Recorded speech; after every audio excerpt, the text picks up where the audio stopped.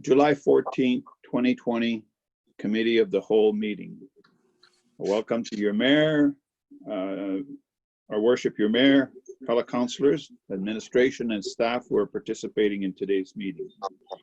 I'd also like to welcome others who are taking in the meeting as observer status. It is 9:30. I would like to call the meeting to order. Council, you will have received an agenda and a package. Before we approve that agenda, are there any additions, changes, or deletion? Councillor Demora. Good morning, Your Worship. Thank you very much. Nice to have you hosting a meeting again. I would like to, can you hear me okay? Yes. Okay. I would like to suggest maybe flipping our in-camera matters to have the intergovernmental discussion first, and then add 11.3 human resources.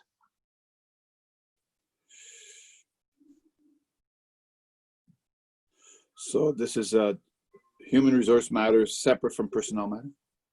Yes. Thank you.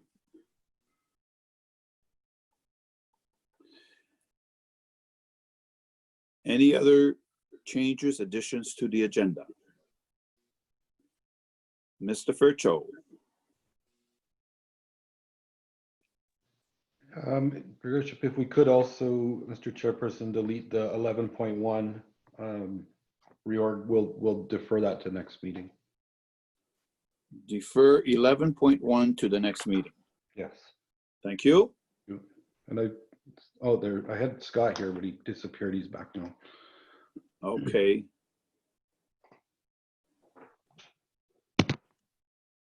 There we go. Thank you. May I have an approval of the agenda, please? Councillor Kelleher, MP. Show of hands, all in favor?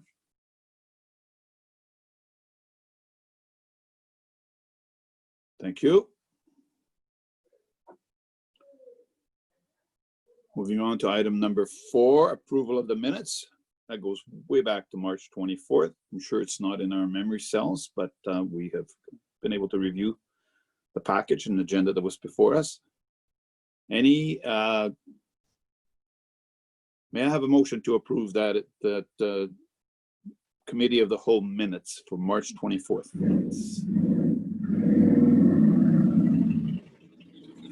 Councillor Wilson, thank you very much.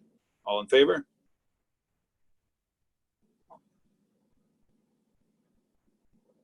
Thank you. Next item is business arising from those minutes.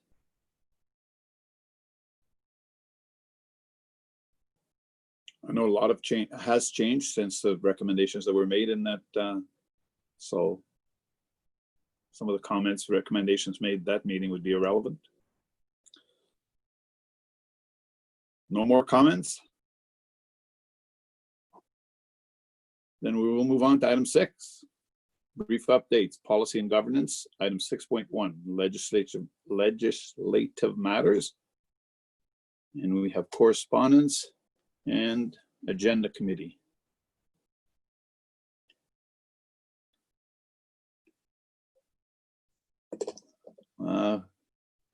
Mr. Fercho or Ms. Nadon, who's addressing this? Mr. Chairperson, I'm going to have Ms. Nadon address this item. Thank you.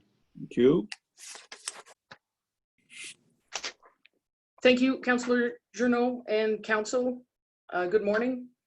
So our first agenda item today is one with a legislative tone to it. And before I get started, you will notice in how the reports were drafted this week that we tried to put an emphasis on policy and governance as discussed previously with Council, that we would try to get Committee of the Whole to focus on these areas so we can explore what the policy issues or analysis should be, and to lead to a better framework to help support council decisions is the idea.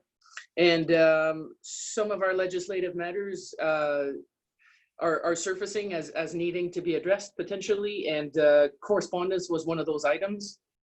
So the recommendation today before council is just to discuss the policy and governance implications of how to develop a better process essentially. And what administration is bringing forward on this item specifically is the potential development of an interim policy that could be brought forward to council for notice at the next regular meeting, which would still give an opportunity for discussion at the following committee of the whole, and then potentially approval in August. And what's been happening is during the pandemic, we've been receiving a lot more electronic correspondence that we had in the past. And we've been finding it a bit challenging to administer internally because the current clauses in the procedure bylaw that direct us how to administer it are valid, but are a bit outdated in terms of they don't really address the complexity of what we receive on email and the volume that we've been receiving as well.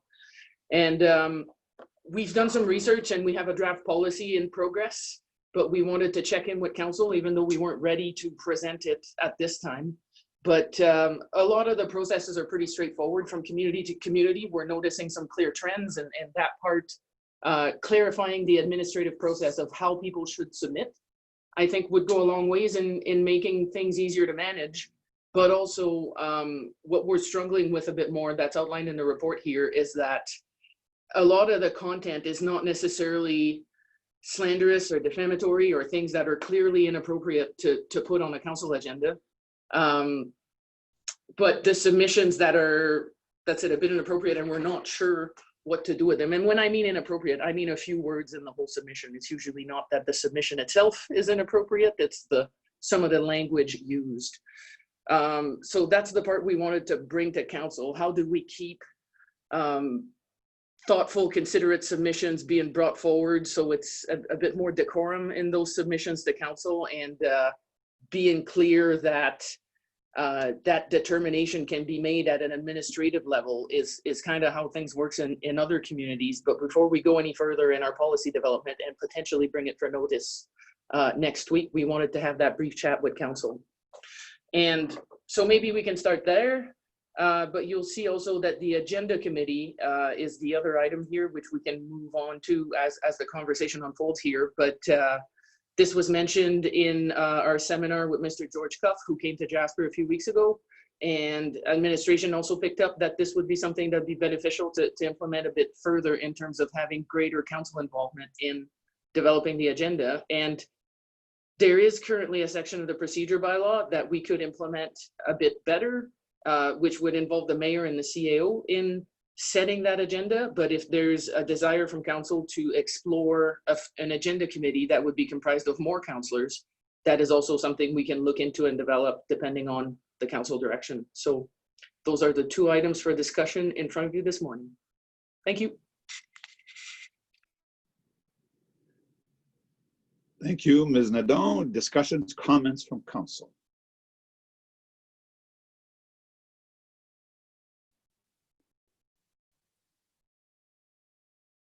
Please don't be shy. Councillor Wilson. I guess just off the bat, because nobody else had anything at this point, but the one thing I wouldn't want to do is stifle the feedback we're getting from the community. I think there hasn't been that many, what's the word? I guess there hasn't been that many letters that I don't feel are acceptable on the agenda, and I just wouldn't want to set some set standards that would deter people to writing in. You know, our feelings might be hurt by some letters, but I think we have thick enough skin to weather those. Thank you. Thanks. I just got a note from Mr. Fercho. I just got a note from Councillor Butler that he's disconnected. Can we? Yeah, I'm working on it. He needs to log back in. I don't know what happened there. So as soon as I get him back, I'll push him back over to the council side. Thank you for that, Councillor Wilson. Councillor Damota. I fully agree with Councillor Wilson in that regard, for sure. I don't want to stifle any communication. I think some of the feedback we've been getting has been helpful to our discussions. And I think the more information that we can get from our community, the better. So regardless of, like Scott said, or sorry, Councillor Wilson said, sometimes it you know, there are some shots towards us, or it might hurt our feelings. But I think that, you know, like you said, we do have thick skin, and that's what we signed up for. In regards to the comments from administration about our agendas and moving forward, I'd like this to be council driven. So when we have the first opportunity to discuss our structure, I'd like to see, you know, an agenda committee and work on, first of all, the physical structure of our agendas, and maybe bring back things like our parking lot items, that things that we put on the burner that we don't want to disappear. I thought that was really helpful, and it's a matter of what we think is pertinent to have on those, and what would dictate having items in the parking lot so that they don't fall off our radar. I think that's important, and to maybe have a little bit more of a permanent structure, maybe in our committee of the whole meetings, on our strategic planning and where we're at in stages of the various mandates that we set forward. So for the discussion with council at a greater level, I think needs to be involved in that. Thank you, Councillor Demota. I'm just going to give a few seconds here for Councillor Butler to get back in the meeting before we proceed. He's not coming back on the list. It was, still don't see him in the system to move over. So I'm not sure if he's having an issue on his end or his device. Well, maybe we can share another comment in the meantime.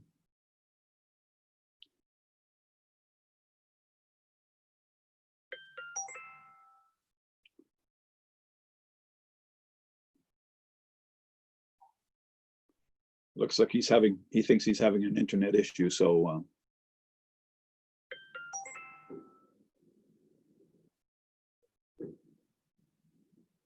wait another minute, Mr. Fercho. Mr. Chair, it's your call. I should be able to get him back here. If I can get him to you on the phone, the cell service usually works. Well, I'm going to wait for Councillor Butler because I have a feeling he's going to have some input on this subject. So any more comments from Councillor Kelleher MP or our Mayor, Mr. Ireland, in the meantime?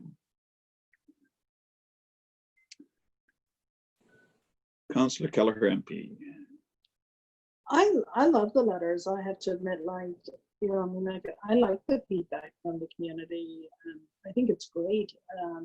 You know, I have to admit, I don't love Zoom, but I have to say I have enjoyed people participating in our meetings, and I have enjoyed the letters.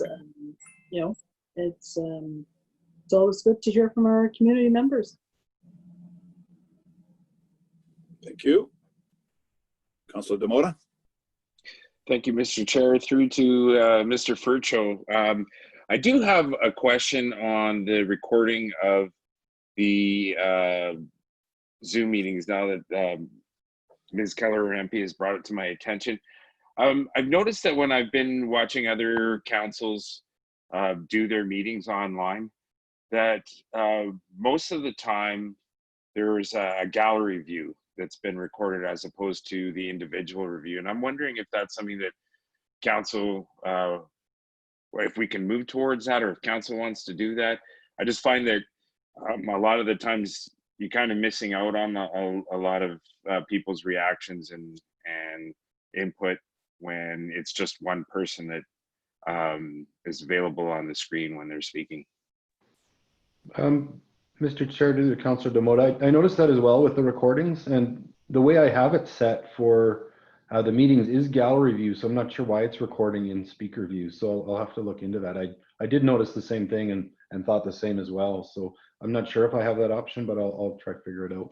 And when we get to the live meetings, I think that'll be a little better. And we're hopefully going to move there soon. I was with IT on Friday and doing a wide angle view and trying to get the room with social distance and we're getting pretty close. We're wired through, so hopefully this Zoom thing will not be much longer. Well, some of us are a little bit more photogenic than others, and I noticed that when I went to go back and review a few other meetings, and I was telecasting. I know that's an old term, but I was mirroring onto my TV from my phone. I was like, "Whoa, that's way too much counselor for me." So, anyway, just thought I'd bring that up. Thanks for your response on that.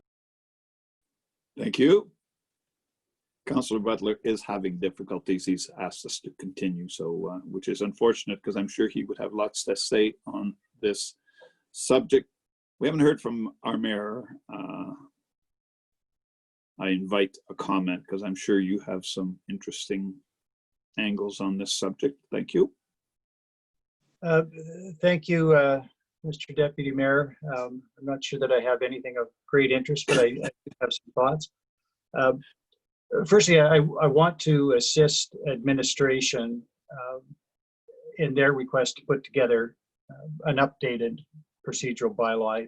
I think that it is critical, and we have to update it at least to recognize that most of the correspondence now is electronic, so there are some particular items that have to be dealt with. But more generally, I would like to address the issue that we now have, which is discretion in the way that letters are placed on the agenda. So whether it's a physical letter or electronic communication, under the existing procedure bylaw, those are received first by administration, and the CAO under section 13, I think, of the bylaw has an option either to put the communication on the agenda in full, or I think it says in summary form, or refer it to administration. And so while I agree that we don't want to stifle communication sent to us, not everything needs to be on the agenda. Some of it is quite technical in nature. Some of it can be addressed by administration and should be addressed by administration. So if there are issues about service expectations, they don't always have to come to council. So I like the structure we now have that gives discretion to the CAO. What we never see is the stuff that doesn't make it to our agenda. So we have no idea of the volume of correspondence that comes in that gets dealt with at an administrative level. We see the stuff that comes to council.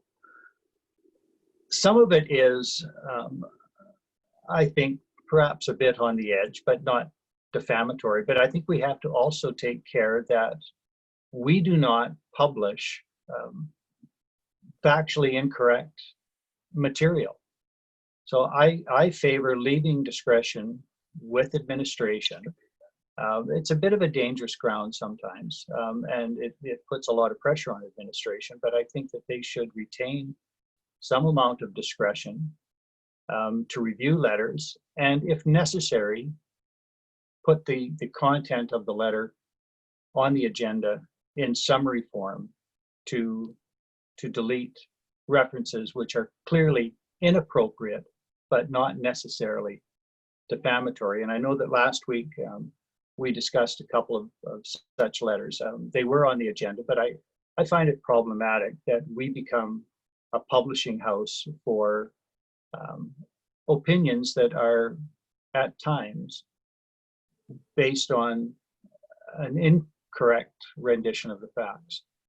So if administration needs some direction to rewrite the procedure bylaw, particularly with respect to correspondence, my personal view is that I continue to favor the practice that administration has authority to exercise some discretion and some capacity to redact inappropriate statements before the letter comes on the agenda. In other words, maybe with some tweaks, I favor more or less the status quo with respect to dealing with correspondence that is income. Thank you, Mr. Deputy Mayor. Thank you, Mr. Mayor. Councillor Butler, you are returning to us. Thank you very much. I'm sure you have some comments. Well, I will. I'm very sorry. I obviously had an internet connection problem and I was out for a while, so I don't know what was said. So if any of these comments are repetitive, I apologize. I agree in principle with the little I heard from Mayor Ireland. I did have a couple of thoughts going in. And one was that I don't feel that letters which are in any way personal in nature, that are personally critical of either councillors or staff, belong on the public agenda for the same reason that Mayor Ireland just mentioned. I don't think we should be a clearinghouse for people's views as to intent, personal motivation, those sorts of things. I'm not in favor of those letters being included on a public agenda without at least being having had a look by council or an agenda committee. I'm not in favor of administration redacting those letters in order to put them on a public agenda. I would not like to see a letter which contains, say, let's suppose a personal slur appearing on the agenda with that personal slur simply being redacted, because I think that the public needs to understand that personal comments are not appropriate ever, and you don't get to have your opinion aired to council if it contains personal issues. So one solution I thought, and maybe this came up, was that such letters could be included essentially in camera as any, for example, issue relating to personal issues relating to staff would be. And that would give council an opportunity to discuss whether that should become part of the public record or not. So that was my one suggestion, and I don't know if it came up, but it is possible that letters with questionable content could be reviewed by council prior to a decision whether they should be included in camera. I think that's all I have. Sorry for being disconnected and thrown off by having been kicked out of the meeting unceremoniously.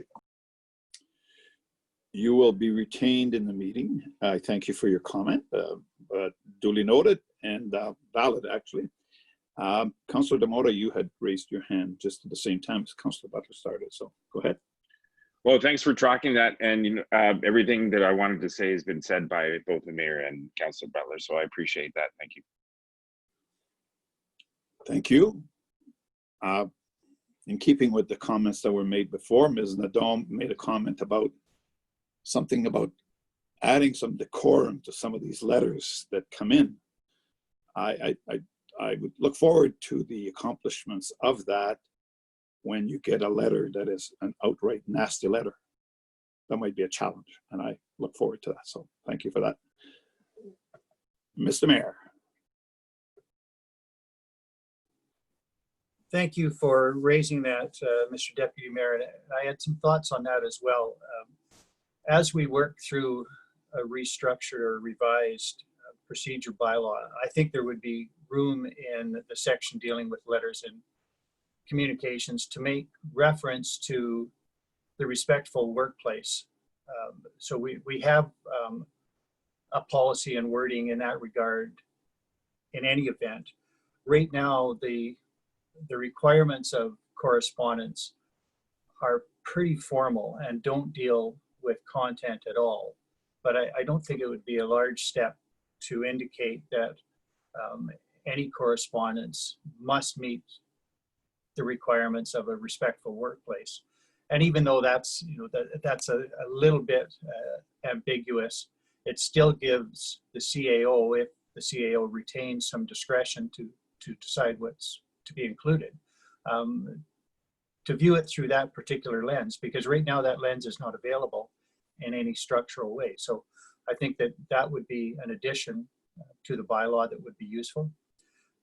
And while I'm speaking, I do want to address one particular section of our existing bylaw, that is Article 13.3. And it says, and this deals specifically with letters and communications, it says, once decided, no communication on substantially the same matter can be considered for at least 6 months. I struggle with what that means. We have to address it because people often write letters after the fact, taking a position with respect to a decision that council has made. It's true that we're not going to reconsider the decision, but does that mean that such communication ought not to be on the agenda? I struggle with how that section is intended to be applied by administration with respect to the receipt of correspondence. So I don't have an answer, but I think we have to look at that section and figure out what it is that we intended to mean 6 or 8 years ago when this was drafted. But I find it problematic. Thank you.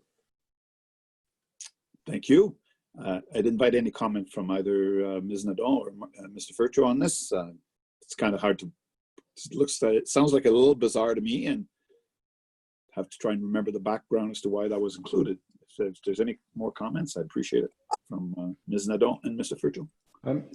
I could just speak to that a little bit. I think the intent of that section was simply that, not necessarily to hear from the public, but that council doesn't return to a decision over and over again. Once council's made a decision, that's the marching orders for staff, and that council respects the decision that they've made, and we move on. And Your Worship, Mayor Ireland's right that, you know, a lot of times the public isn't aware and doesn't chime in until later. So I haven't been applying it when addressing the letter policy that we have now for allowing public members to have their voice heard after the fact, because they're simply voicing their opinions, whereas that section, I think, was intended more from the direction and from the council side. So we'll just have to clean it up a bit. I believe that's what's required there.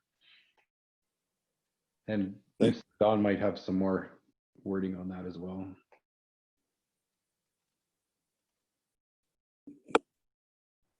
If I may, thank you, Mr. Chairperson. Those are all valid comments from council, and it's good to hear the perspective from your side of the table to help us determine how to move forward. What I would like to raise is whether council would be more interested in fast tracking an update of the procedure bylaw, or what was currently proposed was an interim policy on correspondence to address the challenges we're having until we get to a proper review of the procedure bylaw. And one thing that's interesting is that all of the documentation we've reviewed from other communities, correspondence is nearly always addressed through a policy, not through a bylaw. So whether that belongs in the procedure bylaw or not is a valid question. But also perhaps as we expand into the next part of the conversation about an agenda committee, this is another part where boards and committees are usually not part of a procedure bylaw. So maybe if we're getting all those pieces that need to be removed from the procedure bylaw, maybe that's the approach we should consider. So whether council would be interested in entertaining an interim policy on correspondence, or whether administration should focus on getting the work started on revising the procedure bylaw, is some direction or discussion that I would appreciate from council at this point. And or in conjunction with the discussion on the committee, which might be fitting as well. Thanks. Thank you for that. Councillor Demota. I think those are really good points that Ms. Nadon made, and I think that maybe making our procedure bylaw a little bit more efficient and moving towards those types of things into a policy. I think, you know, if it seems to be working in other communities, I'm not sure, just because it's on other community structures, not saying that it actually works well, but it makes sense to me. And I think that might be worth exploring. And I'm not sure if that would be done on an agenda committee level. However, I did have a question, maybe Mr. Fercho or through to Ms. Nadon, if we can have that answered. We did have a past structure, and I addressed this while Councillor Butler was having his issues. When we had I can't remember the actual name of it, but we had parking lot items that were on our regular agendas to things that we wanted to keep on the burner for council, so they didn't slide off. And I'm just wondering what happened to that, and is that something that we should be looking at with the agenda committee? Thank you. Mr. Demota, this is for, you're addressing this to council or Ms. Nadeau? Well, Mr. Fercho first, and then if Ms. Nadeau has some backup on that. We had it going and I thought it was progressing and it was starting to work well. And then I think because of, our emergency response to dealing with COVID, it kind of fell off the radar a little bit. And I was just wondering if, is that something that was just structurally awkward, or and if it's not desirable by council either, like that could be a question later. But I think that's something that maybe should be addressed at our agenda committee if we're gonna have one. Thank you. This, Councillor Butler. Thank you. To Ms. Nadeau's question as to whether correspondence should be addressed in the bylaw or within a policy, I think it's most appropriate for it to be addressed at a policy level. I think that makes it much easier for us to adjust and adapt as time goes on, which is what I think we need to be able to do. Changing bylaws is a bit of an onerous project, and I think that it's not necessary in this case. And my preference would be to either remove reference to correspondence from the procedures bylaw or demote it to a very general reference and then deal with it at the policy level. And to the question of how urgent is it, I think we should address the question, but I have to say I don't think it's we've had a few issues from council's point of view. Myself, I don't think that these are very urgent. I think we're getting correspondence. There are occasionally inappropriate references and so on that maybe we'd rather not see on the public agenda, but none of it has really been, in my view, a particularly overriding problem, though I gather that it has been to some extent for administration. So getting on with it as quickly as possible would be helpful, but I think we should do it at policy level and not at the procedures bylaw level. Thank you for that, Councillor Butler. Anything else? This is coming back to us in Mr. Mayor. Thank you, Mr. Chair. I don't disagree with those comments by Councillor Butler, but I wonder, in our existing bylaw, we have a subsection dealing with public participation. It includes letters and communications. It also, though, includes appearing at council meetings. And while it is true that we haven't had insurmountable issues with respect to letters and communication, we have faced challenges with respect to public participation at meetings.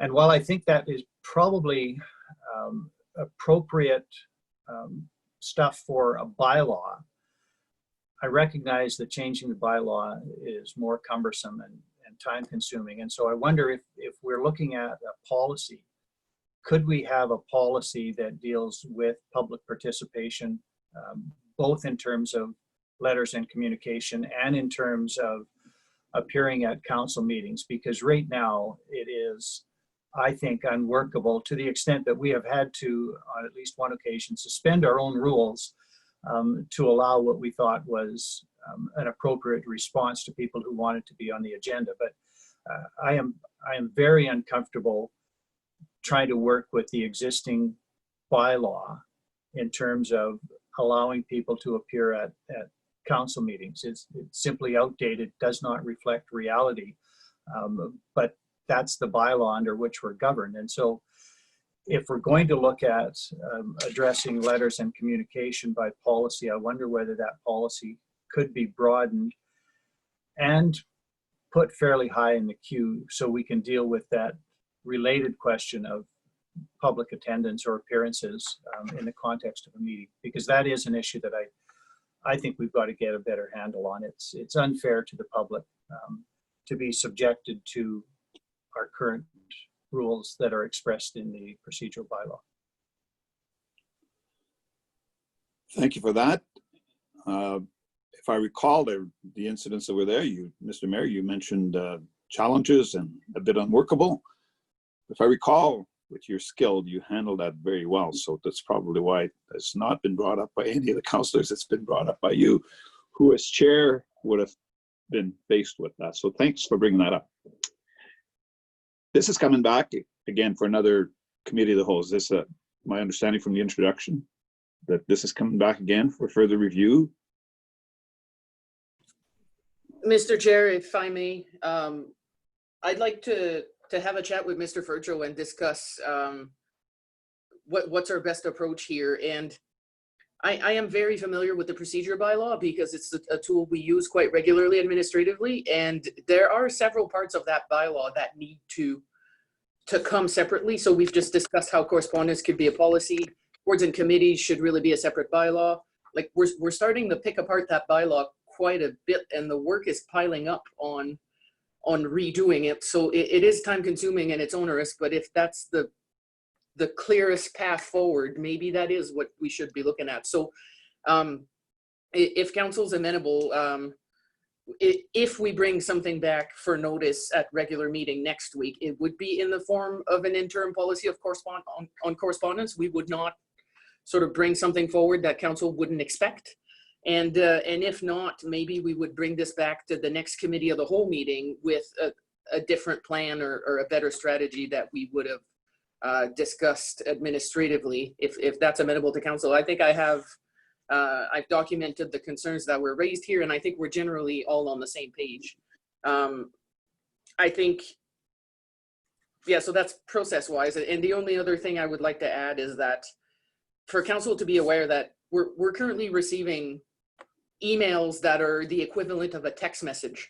They are not addressed, they are not signed, they are just random email communication that does not make the council agenda because it clearly doesn't meet the criteria.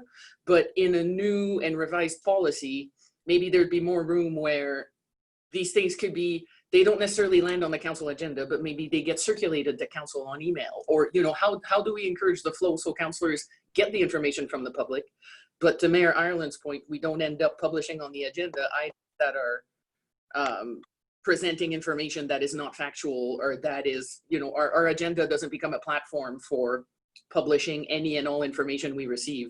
So I think we will get there, but it is a bit of a thorn for administration to handle right now because we don't have a lot of clarity on what we're supposed to do with it. So it will come back, but in what format, I would ask for council's patience and letting Mr. Fercho and myself a chance to strategize around how we want to do that.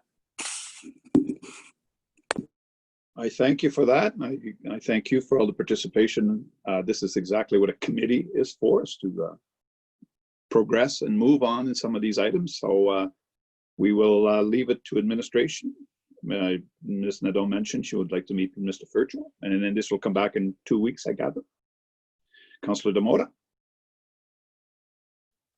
Yep, I really like those recommendations that Ms. Nadeau has recommended, and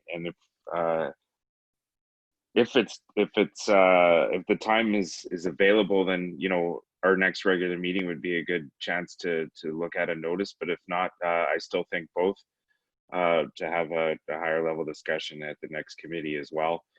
I understand that there's a lot of work to be done in many areas, so you know, it's not something that's extremely urgent, but I think it's important to address going forward. And so the next part of this particular item on the agenda does address our agenda committee.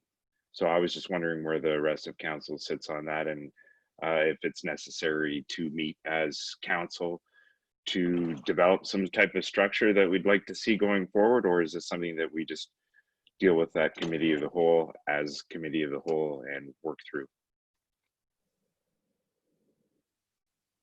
Sorry, Councillor Demola, I'm not quite sure on what your request is here. Meeting as agenda committee to discuss Oh, I the see. development of our agendas Thank you. and how we'd like that structurally, and as Okay. council, what we would like to see on agendas and how they're structured. But that's coming up as a separate matter, is it not?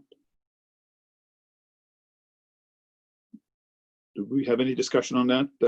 I know we've had some discussion, but is there any? Well, it's on our agenda on this item, so I just thought I would bring it up while we're on the topic. I agree. The item is correspondence and agenda committee. It's fairly loaded because I think even on the correspondence side is it was kind of split into two, and one is a bit of an urgent one. So I think that we can maybe leave it up to administration to move on the matters that are urgent and on others later. I thought that after our George Cup discussion that we were going to address having an agenda committee. So where does that fall into the level of discussion, and how do we go forward with developing any type of agenda arrangement? Question for other councillors? This is adding on here to this to what I thought was. Well, maybe but maybe I'm misunderstanding the whole purpose of it, but I'll leave it alone. If no one wants to address it, then that's fine. I just thought I'd bring it up because I thought it was something we discussed and we thought it was important. So if I'm misunderstanding the process, then if I can get some clarification on the next step, that'd be great. I think it's very important. I don't want to toss it aside, Councillor Demola, but we're adding on here to what I thought was correspondence. But I see a lot of hands are being raised, so we'll start with Councillor Kelleher, MP. My understanding was that for committee of the whole, we were going to redevelop the agenda. I think we had talked about maybe putting in a section for governance, and that's where some of those topics, the higher level topics we need to discuss, such as alternative revenue, what's in our STRET plan, would become part of our regular committee of the whole agenda as we work through. That was kind of my understanding. Maybe I know to lunch, but that's how after following the George Cup session and I think a conversation last week, that how that may happen, that we just not change committee of the whole name, but like within the agenda, that we have a governance area that each committee we discuss different things under this section of the agenda. That was my understanding. Thank you for that. I had several hands up. I'm sorry, I missed the last part. I just said, and I'm happy to be corrected, but that was my understanding. Okay, thank you for that. I had several hands up, so go with Councillor Butler next. Well, thank you. I was really only meaning to address the question of that, in fact, in this report, administration has asked a question of council, which, and as Councillor Demola said, we haven't yet answered it, and we should do so before we move on. The question is really straightforward. Does council wish to have an agenda committee or not? And if so, what would that look like? Our current practice is that what amounts to an agenda committee is mayor and CAO to determine what items should be on the agenda and how they should be brought forward. Mr. Cuff had suggested that in some communities there is a little bit more of a formal structure, even often simply mayor and deputy mayor and CAO.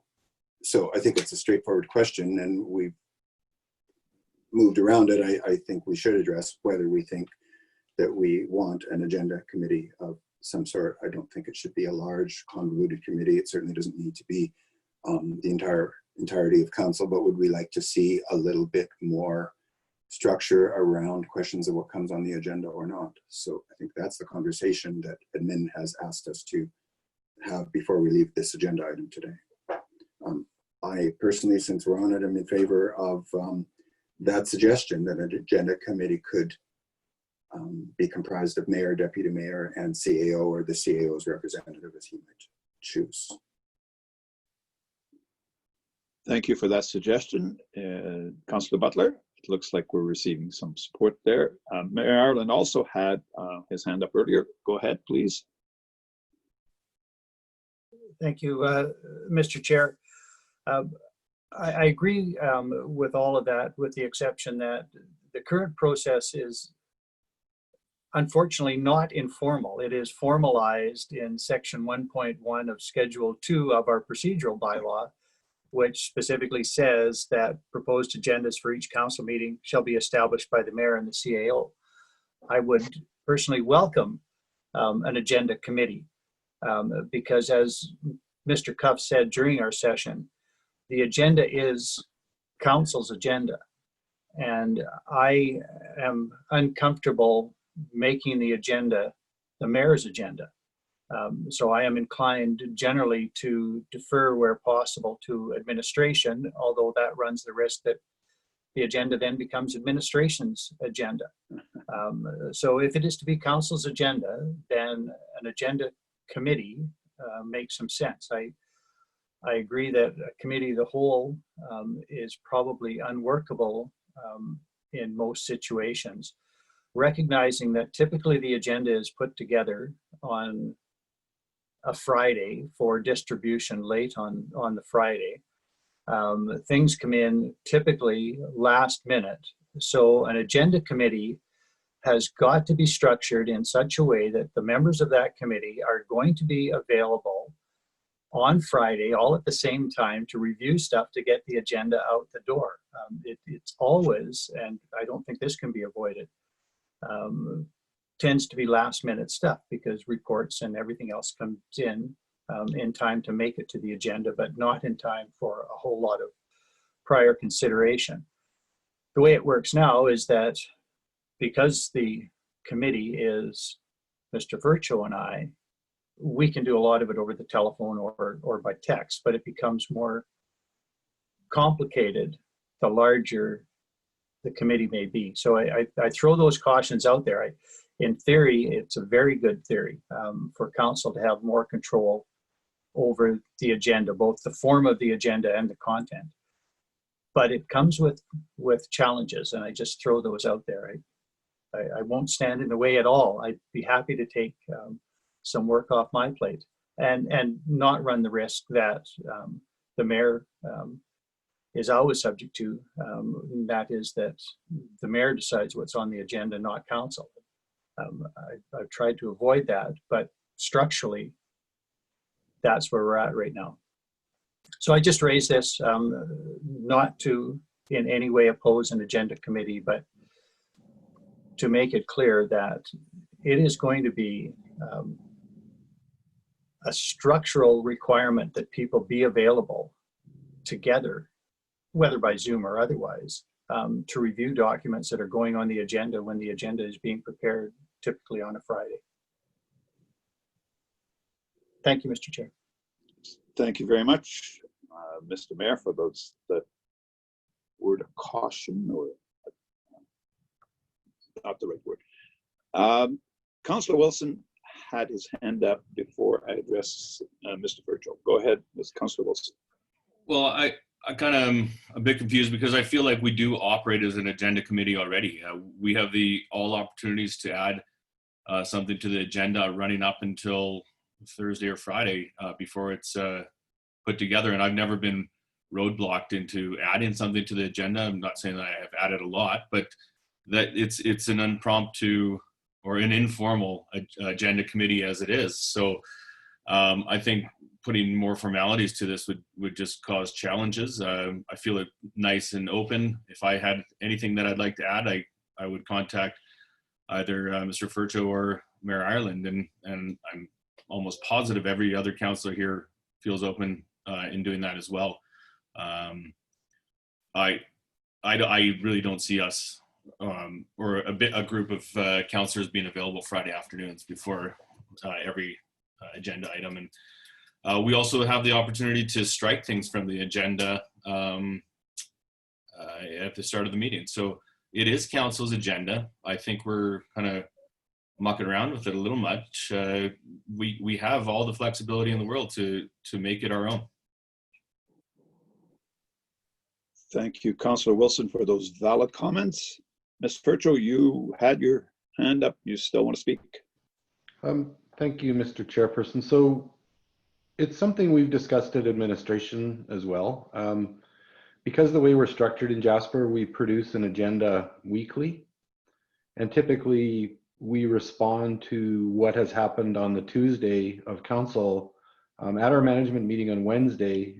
Wednesday afternoon, Thursday, we assemble the reports in response to whatever has happened at the previous council meeting in order to get them on the agenda for the Friday, as well as what's coming in and what's being done. And sometimes the Fridays can be quite late. You see the agenda is getting pushed out, you know, by 5 o'clock kind of Friday. And I've worked in different places that have different deadlines for things. And sometimes the deadlines are earlier, but you're on a 2-week schedule. So it's a little easier to have the deadline earlier in the week. So there's not the scramble on the Friday kind of thing. If the deadline, say noon on Thursday or something. We talked about the fact with this weekly meeting schedule, you know, in the 6 years I've been here, we crank out agendas weekly, like I said, and it's a sort of timeliness over sort of product, I guess. So one of the things Ms. Nadon and I talked about is if we have an agenda committee, and if the idea is maybe more deliberate policy level thought in the reports and the agenda, we trade that for timeliness. So it might not be as quick. We might not need the council committee together on a Friday afternoon weekly under the same pressures and schedules that we currently operate under. Maybe we change the format a little bit, that we aren't quite as fast turning things around, and it does go to a council agenda committee, and we look at things a little more at a policy strategy level, and take more time to put the reports together. And maybe things, ultimately it may seem slower, but it actually may be faster in how things go through the system and flow. So there's pluses and minuses in each way. Like, one is there might be frustration because we talked about last meeting, and generally we'd have something in a report together at the very next meeting when that won't happen, but maybe the quality will improve with the time taking a little longer. So there's two ways of looking at this. It's I don't know, we've tossed it around a fair bit. So I'll just leave that with you. I just thought I'd share that with you. Sorry, I'm dying here.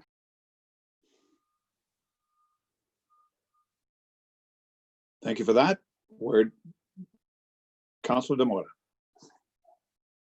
Okay, well, I appreciate the feedback and the information here. So I think initially what I would like to see, what I'd like to do, and is maybe look at getting together or discussing the actual structure of our agendas, and maybe having some place, if council agrees, that we have our important strategic plan items that may be continually on our agendas until they get checked off, removed, or accomplished as our goals. Because I find that from week to week and month to month and year to year, we often get things that emerge that become part of our agenda discussions. And then some of those higher level focuses that we've been working on throughout the year or initially set out on seem to fall by the wayside. And then by the time it comes to trying to deal with all these things in our last year prior to the end of the term, there's a mass scramble to start checking things off the list. And I feel that we're getting close to that again. And I think that if there's something on the agenda that keeps items on the radar so they don't fall off a council or administration's task list, so to speak, I'd like to see some sort of structure form to where we are able to have something that has our eye on continually. I'm trying to be as clear as I can on this. I apologize if it seems ambiguous, but for me in my mind, it's We had 7 priorities set out. We had a meeting last August. We had a few things get in our way since then, but I feel that if we're not continually looking at them on a list and needing to go through them one by one or a few at a time, that 6 months from now, we're going to be looking at several things that may not be able to be accomplished because of our timeline. So there are some high level things that we need to address. And I feel that the way things come onto our agenda sometimes take us away from dealing with our original objectives. Thank you for that, Councillor Demota. There's been lots discussed here on this agenda item, which actually has 2 items in it. Is administration satisfied with the information they've received from Councillor today? They can move on, and we can conclude this item. Maybe Ms. Nadon, if you want to just follow up, I saw your hand up there. Thank you, Mr. Fercho, through the council. Thank you, Deputy Mayor Journeau, for looping around and checking in with us. I've heard some good items, some good considerations from council, and I find this discussion very helpful to help us move the work forward to support what council would like to see in their agendas. So I think we have some clear direction on or some outlook anyway, on the correspondence item. For the agenda committee item, I don't hear council widely supporting the creation of a new committee immediately anyway, but I did hear some concerns around, Councillor Demota, your last comment was clear, I thought, and was reflective of what Councillor Kelleher MP suggested at the beginning, if I'm understanding that correctly. So the potential to add to the agenda a section that would focus on strategic priorities items from council, or an opportunity to focus on that level. So administration can increase the focus on policy and governance in reports that get submitted to council. But what about the policy and governance work that is council driven that relates to those strategic priorities? How do we include that on a committee agenda? How, I'm not sure, but that is something I heard from a couple of councillors. So before we make a change, we would need more formal support or direction from council. And Councillor Demota, I think the follow-up action list might have been what you were referring to as a parking lot earlier. Yes. And we did implement that. I think it was following a session with Gord McIntosh in the fall, if I'm not mistaken. And that was a recommendation that came out of that session, and we implemented it, but I think we were direction challenged in terms of how to add things to the list and assigning people to follow up. And so it was a good idea, and we had a basic format, but we had a hard time procedurally sticking to it, I think is what happened. And then after several weeks of nothing being added to the list, it sort of fell by the wayside. I can't remember exactly when, but that's where that went. So a follow-up action list, and I think that was, I can't remember if that was for regular meetings only, or we'd have to refresh ourselves on how that was supposed to function. But so this item, the addition of perhaps strategic priorities heading into the committee of the whole agenda, and where that would be, is, if council wishes to entertain that discussion further, direction that administration would happily welcome and accommodate, as long as it's a council direction as a whole. And in the absence of a formal committee, I do think that those discussions can happen at committee of the whole in terms of small changes that council would like to see. And if there's ever the need for a more formal committee, we can do that as well. But I just found it very helpful to hear from councillors what the expectations are in order to move forward on any of them, though, just understanding that we need council direction and not a councilor direction is all I'm suggesting. But otherwise, it was a helpful discussion. Thank you. Thank you. Thanks for your summation. It was a helpful discussion. Councillor Demota has some more comments. No, I just wanted to thank you, sir, through to Ms. Nadon. I really appreciate that, and thanks for clarifying that and picking up on all those. And I'm glad you were able to decipher what I was getting across. And maybe for council's sake going forward, not to task administration, but maybe take a little bit off of their plate, and instead of having a follow-up action list, is to have our council strategic plan list, on our agendas. I'm not sure which ones they should be on. Maybe our committee of the wholes, and you know, maybe to coincide with the wheel that we have at the top of every agenda. Although those are always there, that wheel is always there with our focus. I think having our action items, council action items on our agendas might be helpful. That's just my suggestion. Thank you, Councillor Demota. I think we've had lots of information. With that, I'd like to conclude this item, unless there's something else needed. Thank you. Let's move on to the next item on the agenda, item 6.2, in-town paid parking. And it's a presentation by Mr. Fercho. Would you like to address that now? Thank you. Yeah, thanks, Mr. Chairperson. So I'd like to just start this discussion with a conversation Mayor Ireland had and myself and the town of Banff. So after Banff tried to implement paid parking unsuccessfully, they had quite a number of issues in that process. We had gone out for a meeting with Banff, and the mayor of Banff had some really good wording that I thought we should lead this discussion with, that in communities, we're limited in our tools to collect money.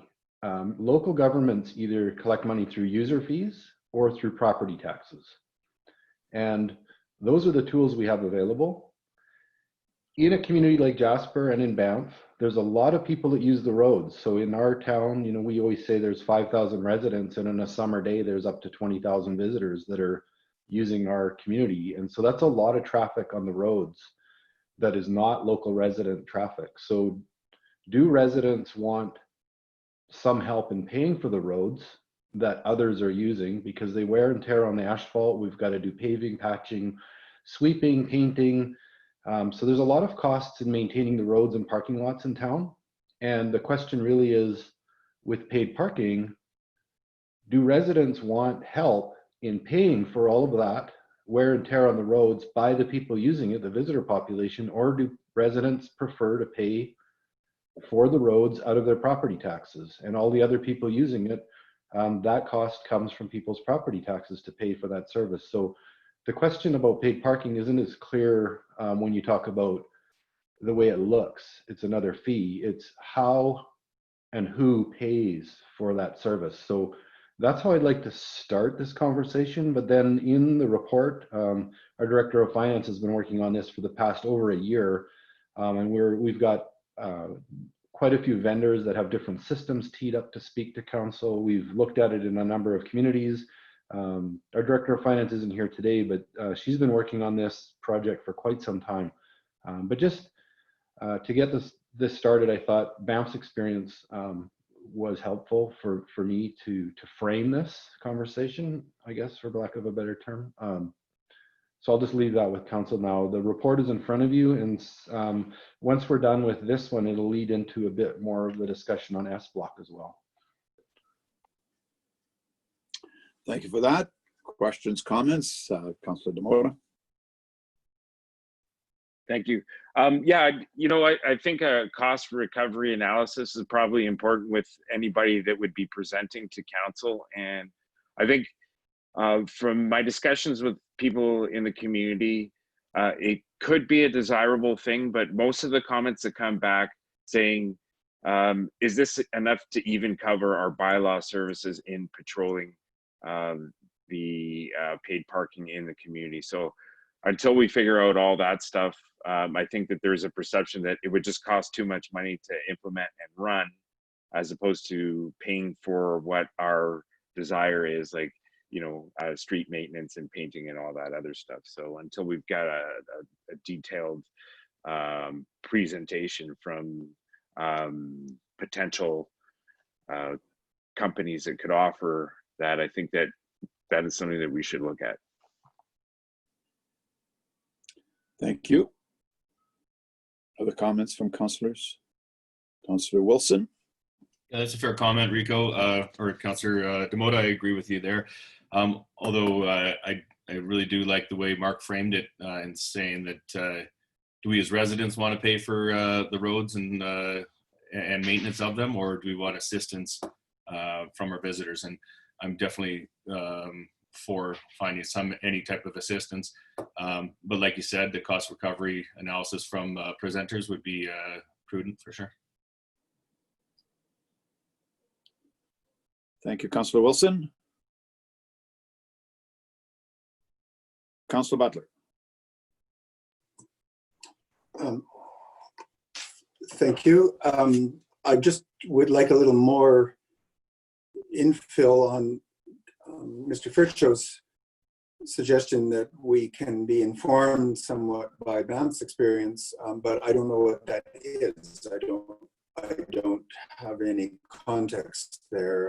There's no reference in the report, so I'm just wondering, Mr. Fercho, when you reference Banff's experience and how that could inform our decision making, could you fill that out a little bit?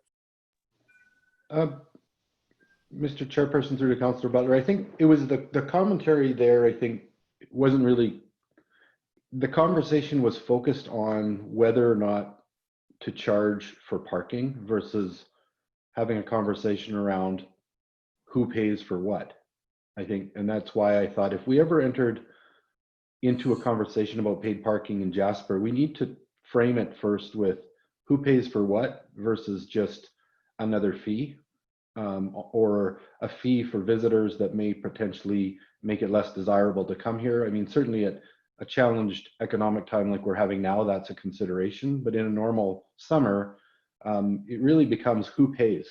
And it just, having that meeting with Banff, with the Banff mayor, and her words just stuck with me. And I thought, if we ever have this conversation, I'm going to make that the front end wording that we enter this in, versus talking about fees first and all of the context around, you know, taking money and all that. It's really, the roads cost so much money to maintain.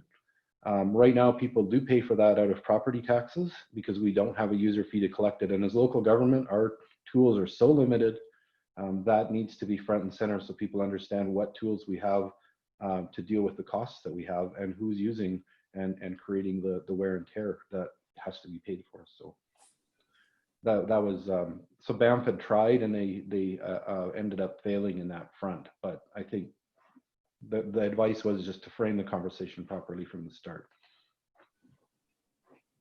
Thank you for that. They didn't install any infrastructure or anything. Is this, do I gather that, Mr. Fercho? Banff? That's correct. And the infrastructure is a tough word. There are so many other opportunities on how paid parking is done today versus Right. in the past. So that's why, if council so chooses, having those vendors come and show you, like you guys in different conferences, I think you've bumped into different vendors that have different systems. And there's so many opportunities out there now for looking at this differently and doing things differently, that those companies are able to provide that kind of analysis and show their tools, and you know, it's not, we're not as limited as we were, say, 5-10 years ago. Thank you for that. Councillor Kelleher MP, you were next. I agree both with Councillor Demota and comments from Councillor Wilson. I like the idea of some paid parking. One of the things, though, that I think that we need to address is that we have a number of businesses that don't have their own parking, and they pay into our parking authority where we collect money for spaces. So how would paid parking reflect that? You know, like if a business buys 8 or 9 spots, but it's into a general parking, then suddenly their guests or their business has to now pay for parking as well. How do we look at that as well? I think that that has to come into the equation. Thank you for that. Councillor Demota, you were next. Yes, and you know, I really want to at least explore it. It might not be, there might be a Jasper friendly option out there, and until we get to hear from various groups or companies that might have something that could work for our community, we won't know until we see it. And anytime that in the past, when we've gone to the province to look at different possibilities for revenue tools, we've been asked in the past, what are you doing in your community to maximize your revenues through user fees or whatever they may be outside of property taxes before you're coming to us and asking us for another branch. So I think that, you know, if we have all the material available to say we've tried this, we're doing this, and this is working for us and this isn't working for us, and have a full gauntlet or understanding of everything that, or all the possibilities that are maxed out to help alleviate some of that tax burden on the residents, I think is important. So until we really fully get there, I think we need to explore that. You know, one of our initial steps, Mr. Greathead had presented the opportunity for bulk water and some cost recovery there. I think those are great initiatives. And if we can find more things like that in the community to help our local taxpayers out, then, you know, I think we're doing them and us a service. Thank you. Thank you for that. My comment on outsiders, consultants is, I still consider myself somewhat of a newcomer to this community. I'm still learning the complexity of the seasonality, the need for peak periods, the short peak period, and I support paid parking. The complexities around trying to deal with all of those items, to me, makes it difficult. If you go to downtown Edmonton, for sure, they're busy 5 days a week, and they got signs that say, ta-da, 5 days, and then no parking Saturday, Sunday. For us, there's many more time zones of which we would have to, in other words, it'd be very hard, in my opinion, to manage all of those revenues or the opportunities for revenues properly. And I would be really, really cautious in getting consultants from the outside said, this is how you do it, and we get a choice of 3 and then we walk away.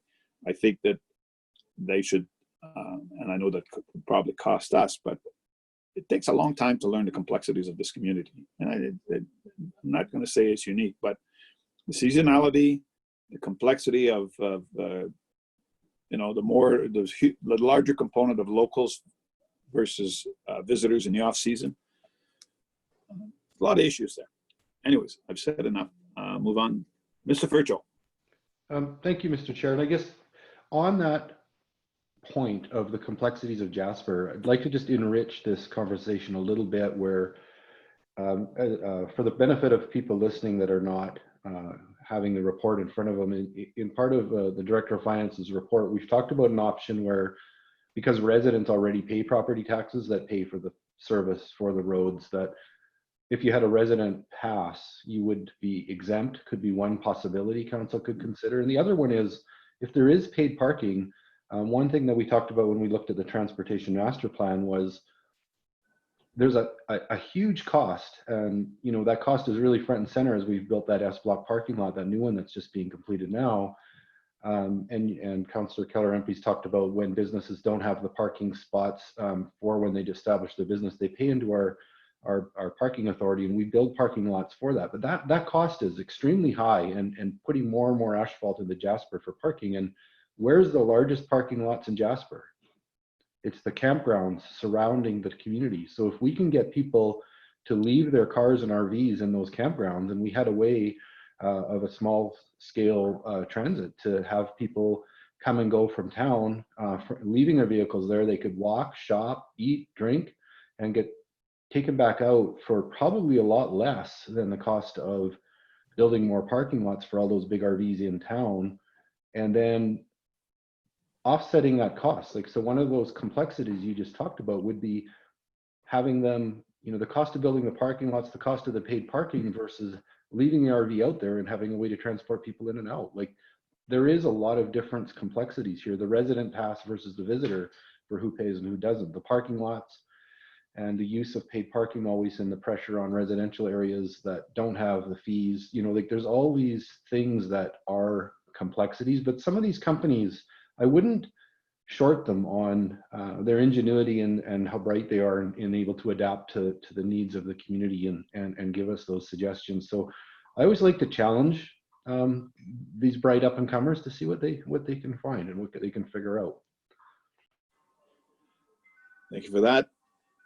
Mayor Ireland, you are next.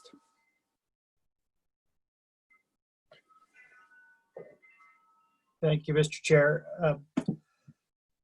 I just want to go back to some studies that we did internally, and I recognize that they would be outdated, particularly in terms of cost, because technology has changed so much over the years. But we did internally a study on paid parking many years ago. I know that Vern Balding was then the Director of Corporate and Legislative Services, and we looked at this quite thoroughly, and I'm sure that report is still in our files somewhere. That is something that could be resurrected, at least for review purposes.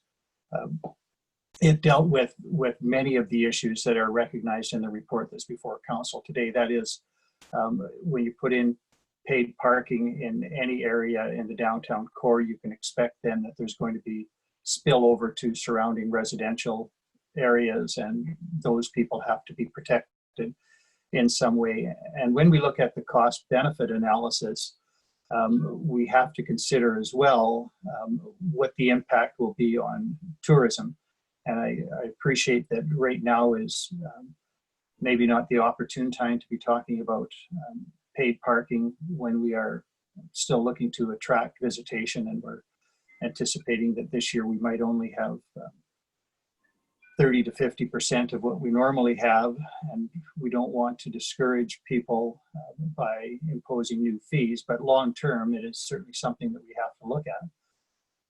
But if we take Mr. Fercho's suggestion of what other bright people might come up with, including some sort of intercept lot and fewer people in town, that's not free either. Somebody has to pay for that. So I don't know how that's going to work into the cost of parking. If we find an option so there's less need for parking, who pays for that option?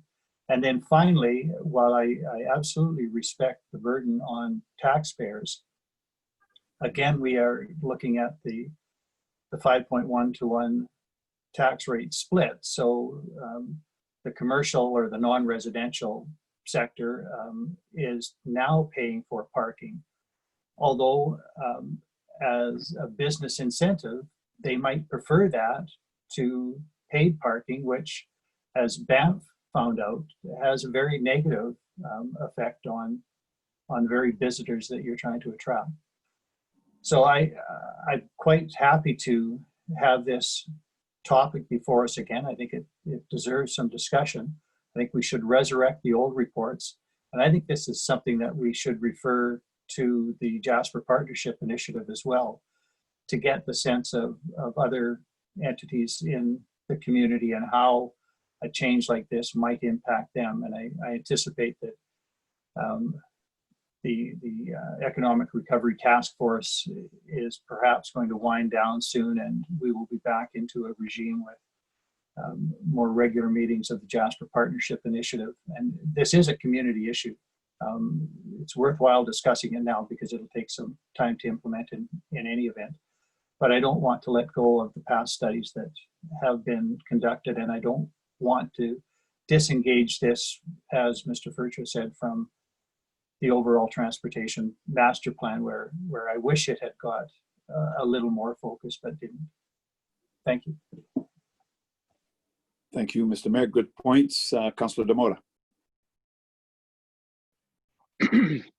Well, I might have brought this up before, but is there a way that we could look at maybe some type of other levy that we could work within the parameters? I know that Banff has some type of environmental levy or tourism levy that works outside of the actual structure of the NGA that could work legally, locally, maybe through business licensing. And I kind of like the tree approach. It's called a tourism recovery environment something or other. I forget what the second E was all about.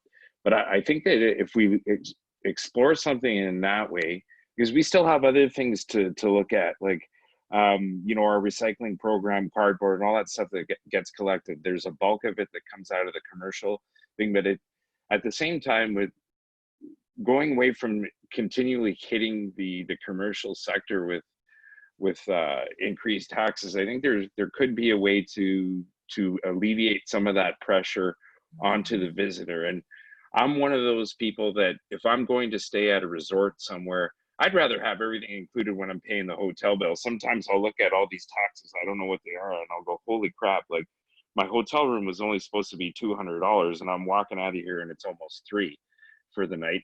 But I'd rather deal with it there than having to run out every few hours to go and upgrade my parking meter or deal with it on my phone if I'm out for dinner and stressing out about, you know, my parking meter expiring. So if there's a way that we can alleviate some of that pressure off of the tourists and having to deal with that on a regular basis, but also put it on them in the sense that we can recover some of these costs to our upkeep of the community without having to really have a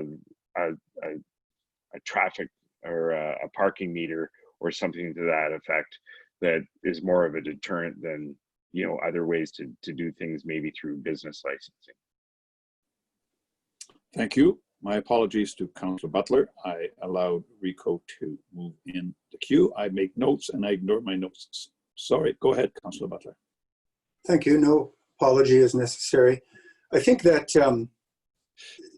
a conversation of public parking is important right now. And I'd go so far as to say that I think implementing some form of paid parking is, you know, it's nearly an inevitability in our community for several reasons.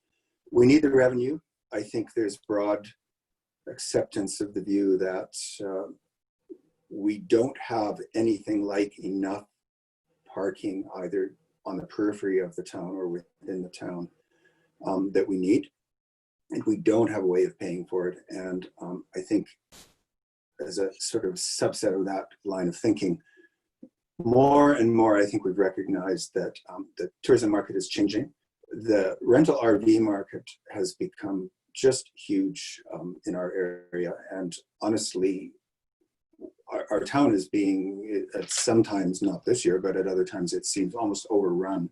And I think there's a broad sense that we're not sure that the community feels it's benefiting in proportion to the impact on our infrastructure. And I really appreciate Mr. Fercho pointing out that in the end, this really needs to be a conversation about sources of revenue.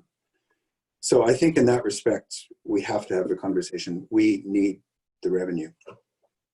I think it's a road we already decided we wanted to go down when we had the conversations of the new Block S parking lot. That's a very expensive piece of infrastructure. We understood in that conversation that we needed to create some space to accommodate the various sort of commercial and industrial vehicles that we see parked all over our public streets. And that's a result of the fact that we have very little sort of commercial industrial space in our town. These people need space. These businesses need space to park their various sorts of commercial industrial vehicles. We wanted to provide that space, but I think we agreed that those businesses should, in one way or another, have to pay. So I think we made a commitment to go down the road of at least some of our parking being paid. My concern, if we don't extend the conversation, is we can't charge for parking, you know, in one block and not deal with the question throughout the rest of the community, because we'll just move the problem into the downtown. If we charge in one parking area, people will say, well, why would I park there when I can park on our streets for nothing? And then we sort of have a domino effect. So I think we have to have a conversation now. I think it's also appropriate. We widely agree that we want to see our community as a pedestrian and bicycle friendly community. And if we really mean that, then I think charging for parking is completely appropriate. It's done almost everywhere else. I realize that Banff made the decision not to go that direction, but Banff is a different community with different issues, different problems, and different resources, and a lot more resources than we have. So I think it is time to go down this road, and I think we should direct administration to come back with options for furthering the conversation, looking at cost effectiveness, looking at potential returns. Obviously, we should only be going down that road if we think we can benefit economically. But I believe with the technologies that are now in place that we can, and I certainly agree with the points that have been made that now is the time to do this. We have a quiet time. is time to prepare for the anticipated and hoped for future when this town is again a very busy place. And let's have those conversations and look at some options, consider how we could accomplish paid parking in this community and move forward with it. Thank you. Thank you, Councillor Butler. Councillor Demota, before I appreciate all the comments that have been made. I do want us to ensure that the mayor's comments about resurrecting an old document is not overlooked. I think those are very important. Those are costly, and yes, they need updating, but let's not overlook that. I think that's very important. Councillor Demota. Yeah, and I was going to bring us back to that because I think that's an important piece, and that may have started around the same time that Banff was initiating their paid parking or before. But you know what? Maybe their approach didn't work because of the way it was rolled out. But it works in Whistler really well, and I know we're not Banff, and I know we're not Whistler, but somehow they were able to make it work. They might have a different type of clientele. It might be just because they're in BC and maybe Albertans don't like user fees or extra taxes. I don't know, but we won't know until we explore them. But you go to downtown anywhere when there's, a demand for parking. And there's a lot of different ways that paid parking is implemented. And I think that, for the few months that, there is a demand for parking in our community, there could be a good structure somewhere that's available. But I think we should start with the mayor's recommendation and pulling out that whole report.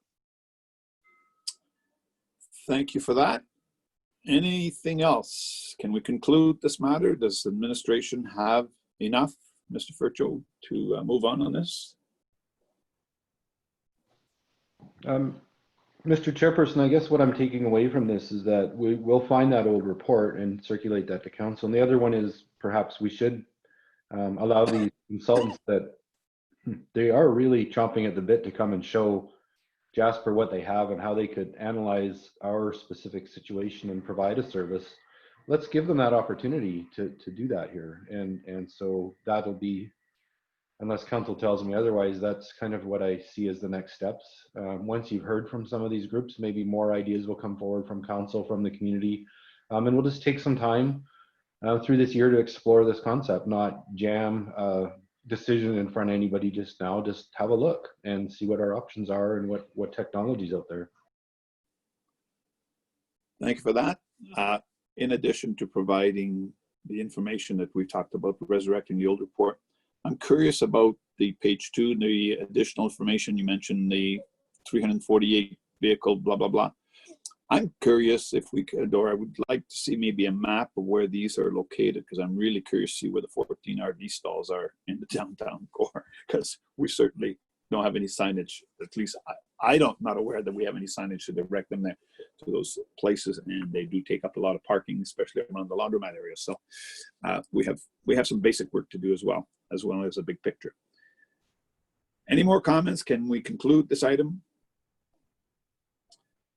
With that, I will call this item concluded, and it is approaching 11 o'clock. And at this time, I would take a call for a recess. It is 10:58, and we will reconvene at 11:05. Thank you. I think if we're going to spend that much money for recreation, it should go towards children firstly. Councillor Butler. Deputy Mayor Juneau, the motion that was made last week was fully debated over a period of time. It was duly proposed, duly passed. Nothing is gained by reopening that debate, nor in this venue, nor do I particularly think it is helpful or appropriate. We debate, we pass motions, we move forward. Thank you very much. And with that, we will move forward. Item 8, other new business.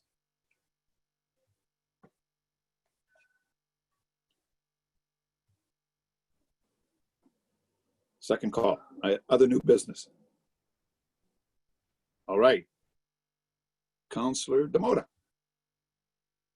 Well, this might not be new business, or it could fall under a council report, but I I think we missed the opportunity last week to commend the Jasper or the Canada Day Committee on their contribution to what transpired and made Jasper a little bit more of a fun day with, you know, the weather challenges that we had, the pandemic challenges that we've had, and there was a lot taken away from that momentum, the buildup that we usually have, and I believe that it was rolled out quite well.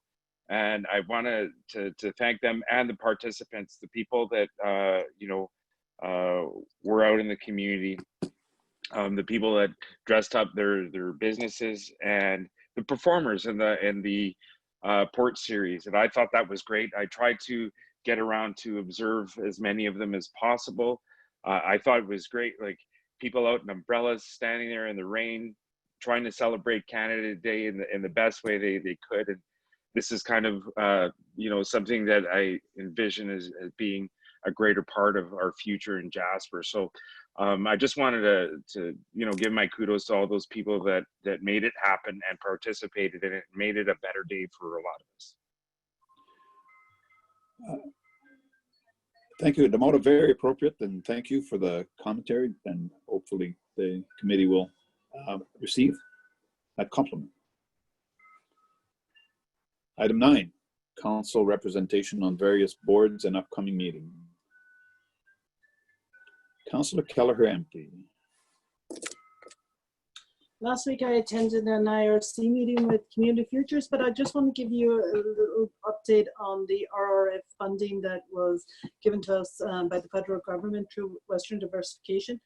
We received 54 applicants. To date, we've approved 27 of them.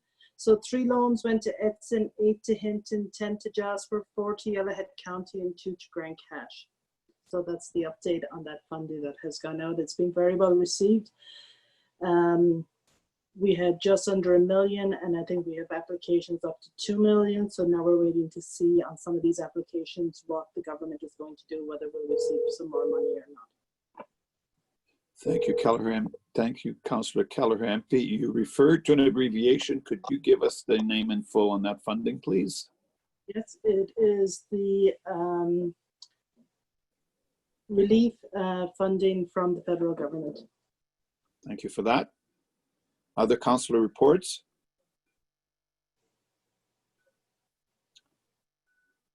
I'm still on schedule to attend the annual general meeting of the Trans-Canada Yellowhead Highway via Zoom, either on the 23rd and 24th of July. There's still a reluctancy, hesitancy by many members in this group to tackle a Zoom meeting. So the date has yet been left open, but that's my upcoming event. Anything else?